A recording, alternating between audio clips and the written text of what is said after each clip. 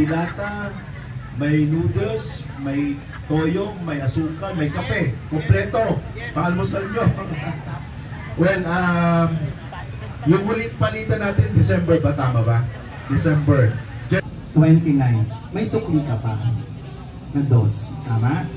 So, sample lang po yun. Meron po tayong bigas, delata, noodles. Sa kalinisan. Kaya lang, alam nyo, nung Sunday,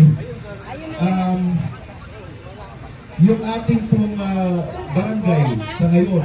So ngayon, kayo po yung tatawagin. Kung sino po yung hindi nyo, yun lang po ang tatayo. Yung mga nandito po, hindi po muna natatayo yan.